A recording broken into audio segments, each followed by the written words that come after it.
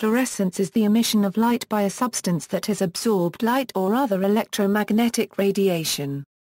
It also occurs when molecules are excited to higher electronic states by energetic electron bombardment, such as occurs, for example, in the natural aurora, high-altitude nuclear explosions, and rocket-borne electron gun experiments. It is a form of luminescence. In most cases, the emitted light has a longer wavelength, and therefore lower energy, than the absorbed radiation. However, when the absorbed electromagnetic radiation is intense, it is possible for one electron to absorb two photons. This two-photon absorption can lead to emission of radiation having a shorter wavelength than the absorbed radiation. The emitted radiation may also be of the same wavelength as the absorbed radiation, termed resonance fluorescence. The most striking examples of fluorescence occur when the absorbed radiation is in the ultraviolet region of the spectrum, and thus invisible to the human eye, and the emitted light is in the visible region. Fluorescence has many practical applications, including mineralogy, gemology, chemical sensors, fluorescent labeling, dyes, biological detectors, and, most commonly, fluorescent lamps. History. An early observation of fluorescence was described in 1560 by Bernardino de Sahaga and in 1565 by Nicola S. Moniz in the infusion known as lignum nephroticum. It was derived from the wood of two tree species, Tricharpus indicus and Isenhartia polystachya. The chemical compound responsible for this fluorescence is matlilin, which is the oxidation product of one of the flavonoids found in this wood. In 1819, Edward D. Clark and in 1822 Rena copyright just Hall 1/4 Y described fluorescence in fluorides, Sir David Brewster described the phenomenon for chlorophyll in 1833 and Sir John Herschel did the same for quinine in 1845. In his 1852 paper on the refrangibility of light, George Gabriel Stokes described the ability of fluorspar and uranium glass to change invisible light beyond the violet end of the visible spectrum into blue light. He named this phenomenon fluorescence. I am almost inclined to coin a word, and call the appearance fluorescence, from fluorspar, that is, fluorite, as the analogous term opalescence is derived from the name of a mineral. The name was derived from the mineral fluorite, some examples of which contain traces of divalent europium, which serves as the fluorescent activator to emit blue light. In a key experiment he used a prism to isolate ultraviolet radiation from sunlight and observed blue light emitted by an ethanol solution of quinine exposed by it. Physical principles. Photochemistry. Fluorescence occurs when an orbital electron of a molecule, atom or nanostructure relaxes to its ground state by emitting a photon of light after being excited to a higher quantum state by some type of energy, excitation. Fluorescence. Here is a generic term for photon energy with h equals Planck's constant and equals frequency of light. State SO is called the ground state of the fluorophore and S1 is its first excited state. A molecule, S1, can relax by various competing pathways. It can undergo non-radiative relaxation in which the excitation energy is dissipated as heat to the solvent. Excited organic molecules can also relax via conversion to a triplet state, which may subsequently relax via phosphorescence or by a secondary non-radiative relaxation step. Relaxation of an S1 state can also occur through interaction with a second molecule through fluorescence quenching. Molecular oxygen is an extremely efficient quencher of fluorescence just because of its unusual triplet ground state. Molecules that are excited through light absorption or via a different process can transfer energy to a second sensitized molecule, which is converted to its excited state and can then fluoresce. This process is used in light sticks to produce different colors. Quantum yield. The fluorescence quantum yield gives the efficiency of the fluorescence process. It is defined as the ratio of the number of photons emitted to the number of photons absorbed. The maximum fluorescence quantum yield is 1.0. Each photon absorbed results in a photon emitted. Compounds with quantum yields of 0.10 are still considered quite fluorescent. Another way to define the quantum yield of fluorescence is by the rate of excited state decay. Where is the rate of spontaneous emission of radiation and is the sum of all rates of excited state decay. Other rates of excited state decay are caused by mechanisms other than photon emission and are, therefore, often called non-radiative rates, which can include dynamic collisional quenching, near-field dipole-dipole interaction, internal conversion, and intersystem crossing. Thus, if the rate of any pathway changes, both the excited state lifetime and the fluorescence quantum yield will be affected. Fluorescence quantum yields are measured by comparison to a standard. The quinine salt quinine sulfate in a sulfuric acid solution is a common fluorescence standard. Lifetime. The fluorescence lifetime refers to the average time the molecule stays in its excited state before emitting a photon. Fluorescence typically follows first-order kinetics. Whereas the concentration of excited state molecules at time is the initial concentration and is the decay rate or the inverse of the fluorescence lifetime. This is an instance of exponential decay. Various radiative and non-radiative processes can depopulate the excited state. In such case the total decay rate is the sum over all rates. Where is the total decay rate, the radiative decay rate and the non-radiative decay rate? It is similar to a first-order chemical reaction in which the first-order rate constant is the sum of all of the rates. If the rate of spontaneous emission, or any of the other rates are fast, the lifetime is short. For commonly used fluorescent compounds, typical excited state decay times for photon emissions with energies from the UV to near-infrared are within the range of 0.5 to 20 nanoseconds. The fluorescence lifetime is an important parameter for practical applications of fluorescence such as fluorescence resonance energy transfer and fluorescence lifetime imaging microscopy. Jablonski diagram. The Jablonski diagram describes most of the relaxation mechanisms for excited state molecules. The diagram alongside shows how fluorescence occurs due to the relaxation of certain excited electrons of a molecule. Fluorescence. The anisotropy. Fluorophores are more likely to be excited by photons if the transition moment of the fluorophore is parallel to the electric vector of the photon. The polarization of the emitted light will also depend on the transition moment. The transition moment is dependent on the physical orientation of the fluorophore molecule. For fluorophores in solution, this means that the intensity and polarization of the emitted light is dependent on rotational diffusion. Therefore, anisotropy measurements can be used to investigate how freely a fluorescent molecule moves in a particular environment. Fluorescence. The anisotropy can be defined quantitatively as where is the emitted intensity parallel to polarization of the excitation light and is the emitted intensity perpendicular to the polarization of the excitation light. Rules. There are several general rules that deal with fluorescence. Each of the following rules has exceptions, but they are useful guidelines for understanding fluorescence. Cashor-Vavilov rule. The Cashor-Vavilov rule dictates that the quantum yield of luminescence is independent of the wavelength of exciting radiation. This occurs because excited molecules usually decay to the lowest vibrational level of the excited state before fluorescence emission takes place.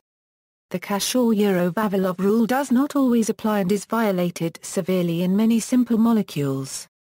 A somewhat more reliable statement, although still with exceptions, would be that the fluorescence spectrum shows very little dependence on the wavelength of exciting radiation.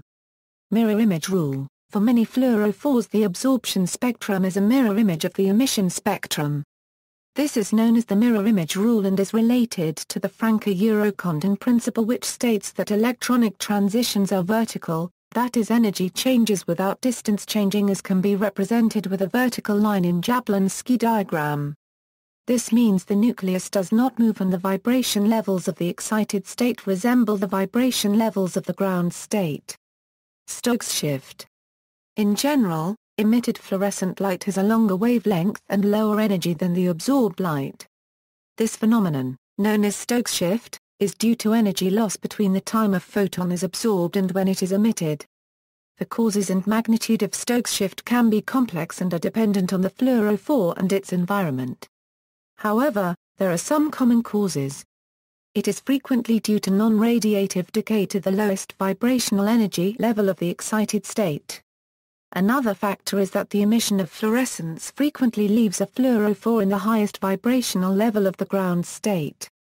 Fluorescence in nature. There are many natural compounds that exhibit fluorescence, and they have a number of applications. Some deep-sea animals, such as the green eye, use fluorescence. Living organisms. Many living organisms display fluorescent pigments. The most prominent example is chlorophyll from green plants and algae, which fluoresces red. The most famous naturally occurring fluorescent pigment, however, is the so-called green fluorescent protein, or GFP, which was extracted from the jellyfish Aurora victoria, and subsequently used in medical, genetic and biological research, with hundreds of applications nowadays. But not only do some jellyfish fluoresce, so do hundreds of other marine species and many different taxa. Over 180 different species of fluorescent fish alone have been identified recently. The biological value of biofluorescence is the subject of ongoing scientific research. See this video for a selection of fluorescent marine animals.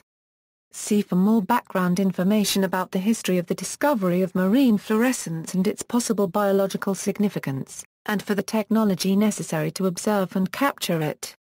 Gemology, mineralogy, and geology. Gemstones, minerals, may have a distinctive fluorescence or may fluoresce differently under short-wave ultraviolet, long-wave ultraviolet, or X-rays.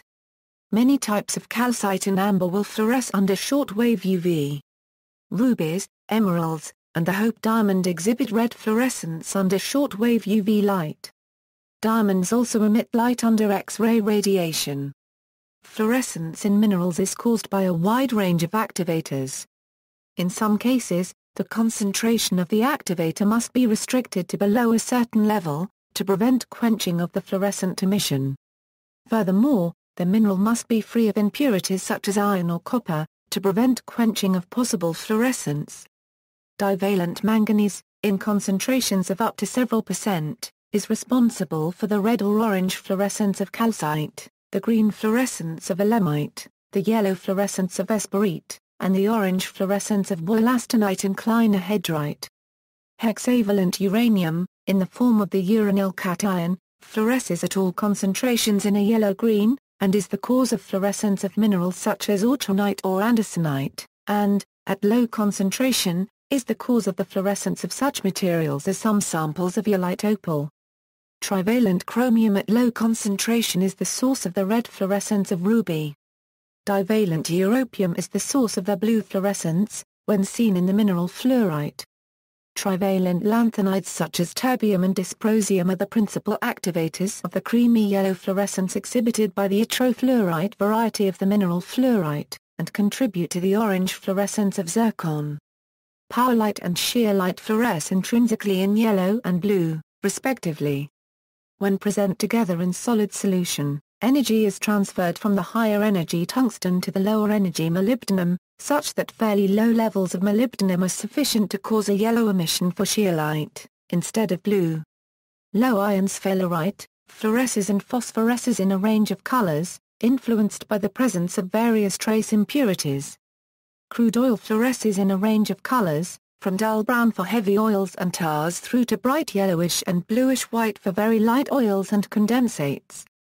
This phenomenon is used in oil exploration drilling to identify very small amounts of oil in drill cuttings and core samples. Organic liquids, organic solutions such as anthracene or stabine, dissolved in benzene or toluene, fluoresce with ultraviolet or gamma-ray irradiation. The decay times of this fluorescence are of the order of nanoseconds, since the duration of the light depends on the lifetime of the excited states of the fluorescent material, in this case anthracene or stabine. Common materials that fluoresce: vitamin B2 fluoresces yellow. Tonic water fluoresces blue due to the presence of quinine. Highlighter ink is often fluorescent due to the presence of pyrogen. Banknotes, postage stamps and credit cards often have fluorescent security features. Applications of fluorescence: lighting. The common fluorescent lamp relies on fluorescence. Inside the glass tube is a partial vacuum and a small amount of mercury. An electric discharge in the tube causes the mercury atoms to emit ultraviolet light. The tube is lined with a coating of a fluorescent material, called the phosphor, which absorbs the ultraviolet and re-emits visible light. fluorescent lighting is more energy efficient than incandescent lighting elements. However, the uneven spectrum of traditional fluorescent lamps may cause certain colors to appear different than when illuminated by incandescent light or daylight.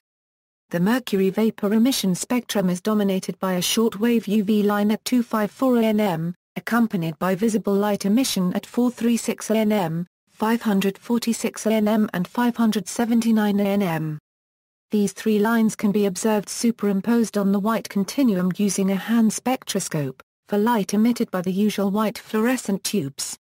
These same visible lines, accompanied by the emission lines of trivalent europium and trivalent terbium, and further accompanied by the emission continuum of divalent europium in the blue region, comprise the more discontinuous light emission of the modern trichromatic phosphor systems used in many compact fluorescent lamp and traditional lamps where better color rendition is a goal.